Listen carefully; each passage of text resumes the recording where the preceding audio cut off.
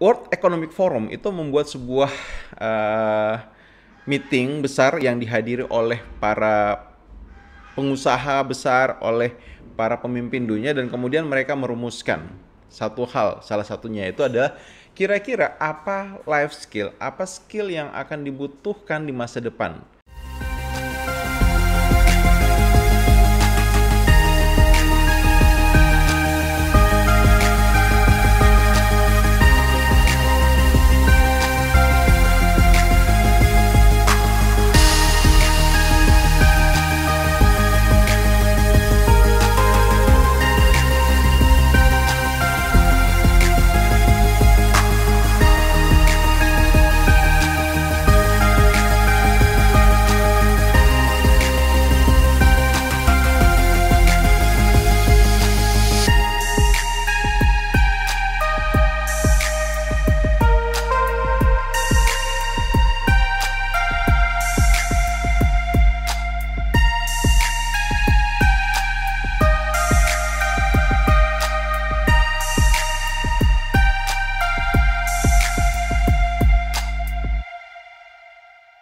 Hai, saya Ronald Hutagalung. Jumpa lagi di channel Ronald Hutagalung, channel yang berbagi berbagai hal terkait dengan motivasi, inspirasi, dan pengembangan diri.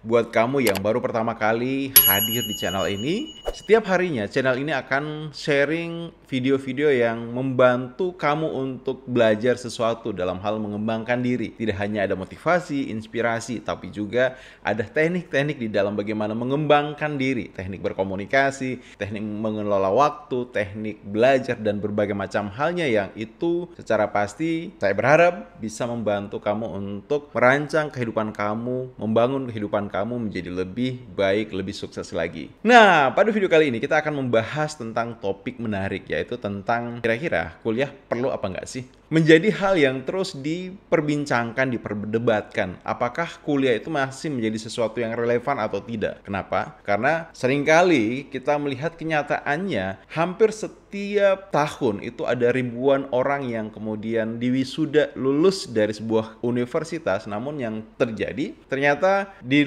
wisudanya mereka itu tidak menjamin mereka bisa kerja, bisa langsung kerja, ataupun kemudian bisa kehidupannya menjadi lebih baik karena kuliah. Nah, ini adalah hal yang terus saja menjadi perdebatan, apalagi sebentar lagi akan ada wisuda. Permasalahannya sebenarnya yang ingin saya sharing dengan kamu semua adalah sesungguhnya bukan masalah apakah kuliah itu perlu atau tidak, sehingga yang mempengaruhi apakah seseorang bisa bekerja atau tidak. Tapi yang butuh kita sadari adalah ternyata ada perbedaan besar antara kuliah dan belajar, ya. Kuliah dan belajar.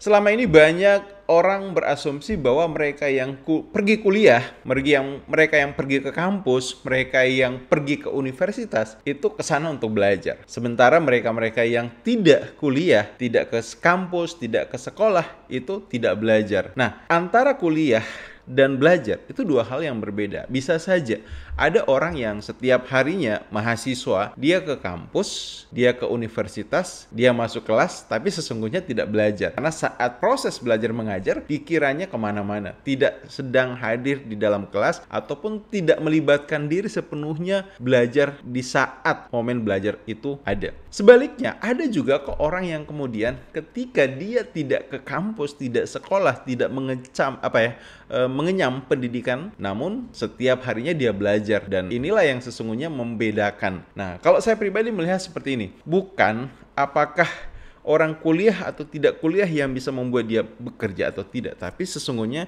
yang akan bisa membuat perbedaan itu adalah apakah seseorang belajar atau tidak belajarlah yang kemudian akan membuat nasibnya berbeda. Apakah dia kemudian akan mudah bekerja, dapat pekerjaan, atau bahkan mungkin mudah untuk menciptakan lapangan pekerjaan. Sejauh dari yang saya temui, kemudian saya amati, mereka yang terus belajar itu selalu mudah untuk mendapatkan pekerjaan. Mereka yang terus saja belajar, apakah di kampus, di sekolah, ataupun di masyarakat, mereka adalah orang-orang yang mudah untuk mendapatkan kesempatan-kesempatan. Terlepas apakah mereka seorang sarjana atau tidak. Karena itulah kemudian penting sekali kita memahami. Jangan menyalahkan perguruan tinggi, jangan menyalahkan pendidikan, tapi penting untuk kita membangun satu koreksi diri. Oke, kalau misalnya kamu sebagai mahasiswa, apakah kamu ketika ke kampus itu betul-betul belajar? Ataukah kemudian kamu ke kampus hanya sebatas menjalani status sebagai seorang mahasiswa? Nah, video kali ini tidak akan membahas secara detail tentang hal itu, tapi saya ingin mengajak kamu untuk melihat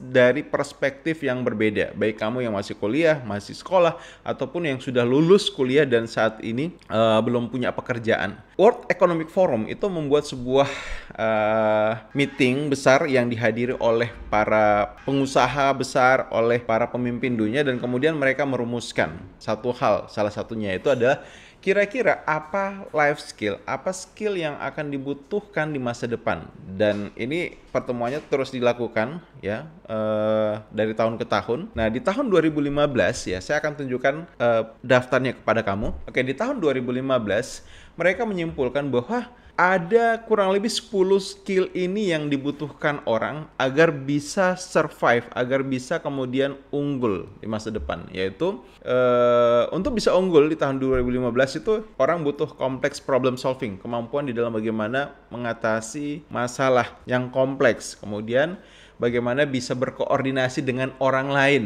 Selanjutnya adalah people management, bagaimana bisa mengelola orang lain. Kemudian yang keempat adalah critical thinking ya, kemampuan bagaimana mereka berpikir kritis, bernegosiasi. Yang kelima, kemudian yang keenam itu adalah berkaitan dengan quality control, kontrol kualitas. Ketujuh yaitu tentang service orientation, orientasi layanan, bagaimana seseorang ketika dia memiliki orientasi terhadap layanan, dia akan jauh lebih sukses di masa yang akan datang ya, di tahun 2015 tepatnya saat itu yang dimaksudkan.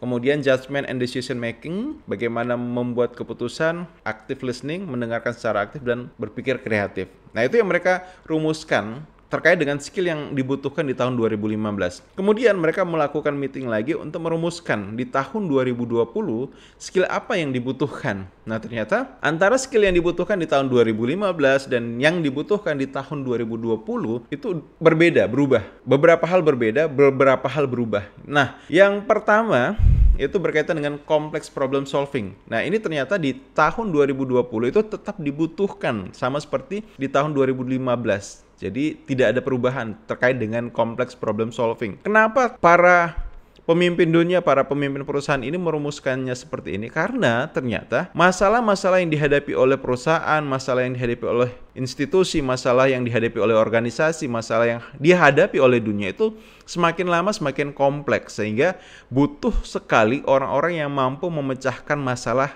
yang kompleks-kompleks ini itu. Kemudian di tahun 2020 itu yang menempati posisi kedua ya, yang menempati posisi kedua dari skill yang dibutuhkan adalah critical thinking ya. Jadi bagaimana orang mampu berpikir secara kritis terhadap hal-hal yang ada di sekitarnya untuk menemukan apa masalahnya, untuk menemukan apa yang butuh diperbaiki, untuk menemukan apa yang kemudian butuh diciptakan. Setelah itu di peringkat ketiga itu adalah creativity, kemudian tetap people management, coordination with others. Yang kelima emotional intelligence, judgment and decision making, service orientation. Yang ke-8, yang ke-9 itu adalah negotiation, dan yang ke-10 adalah cognitive flexibility. Nah, yang menarik adalah seperti ini. Jadi skill-skill ini itu adalah kalau kita lihat sesuatu yang tidak secara spesifik diajarkan di kampus, di tempat kita kuliah, di tempat kita belajar. Dan sementara di sisi lain ini adalah hal yang sangat-sangat dibutuhkan. Nah, pertemuan kemudian berlanjut dan di tahun 2022 dari World Economic Forum itu menyimpulkan bahwa yang akan dibutuhkan selanjutnya di tahun 2022 itu sesuatu yang pertama itu analytical thinking and innovation. Jadi kalau di tahun 2020-2015 yang pertama yang dibutuhkan itu adalah keterampilan dari bagaimana menyelesaikan masalah yang kompleks, maka yang di tahun 2022 itu yang dibutuhkan adalah analytical thinking and innovation. Jadi bagaimana kita bisa berpikir secara analis ya, dan menciptakan sebuah inovasi. Kemudian active learning and learning strategy, creativity, teknologi design and programming, critical thinking dan analyzing, complex problem solving, leadership and social influence, emotional intelligence, reasoning, problem solving and ideation, dan system analysis and evaluation. Nah, jadi ternyata berubah lagi. Oke, nah apa yang mau saya sampaikan? Ya, seperti yang saya sampaikan di pertengahan video tadi, bahwa ternyata skill-skill yang dibutuhkan di masa depan itu cenderungnya bukan skill-skill yang secara spesifik diajarkan di kampus, tapi sangat penting buat kamu ketika kamu punya kesempatan sekolah, punya kesempatan kuliah, punya kesempatan belajar, bagaimana sebisa mungkin untuk bisa mengadopsi, melatih, mengumpulkan keterampilan-keterampilan ini gitu. Nah, ada yang bilang, wah ini kan skalanya terlalu luas itu. Artinya bisa jadi sebenarnya perusahaan, organisasi ataupun instansi di sekitar kita itu mungkin tidak secepat ini kebutuhannya. Artinya kalau misalnya dari World Economic Forum itu menyampaikan bahwa di tahun 2020 kebutuhannya itu adalah analytical thinking and innovation, maka bisa jadi untuk wilayah kita itu hanya akan dibutuhkan secara persis kalau mengikuti perkembangan zaman, kemajuan zaman, ya kurang lebih baru bisa 10 sampai 20 tahun yang akan datang. Nah, prinsipnya adalah tidak masalah sebenarnya itu. Kalaupun misalnya skill itu betul-betul yang akan dibutuhkan di 10 sampai 20 tahun yang akan datang. Yang paling utama adalah kita kemudian bisa memahami bahwa ternyata kalau kita kemudian ingin bisa setelah lulus kuliah bisa mudah dapat kerja atau bisa bekerja di tempat yang kita impikan atau kemudian bisa menciptakan sebuah bisnis yang bisa membuka lapangan pekerjaan, maka sangat-sangat penting untuk kita memahami bahwa bukanlah apa yang pure yang diajarkan di kampus, di universitas yang akan kemudian menjadi modal kita untuk bagaimana bisa unggul. Tapi hal-hal yang kita lakukan selama di kampus yang itu bisa membantu kita untuk paling tidak, kalau saya mungkin sarankan melatih kita punya 4 kompetensi ini. Yang pertama adalah critical thinking, berpikir secara kritis, kemudian berpikir secara kreatif, yang ketiga itu adalah mampu berkomunikasi dengan baik dan bisa berkolaborasi. Nah, dengan keempat skill tersebut, maka garansi dijamin orang ketika lulus, dia tidak hanya kemudian akan punya nilai standar, tapi dia akan punya nilai tambah yang itu bisa membantu dirinya untuk punya keunggulan di dalam kehidupan. Oke, semoga video ini bermanfaat dan sampai jumpa di video yang lainnya. See you!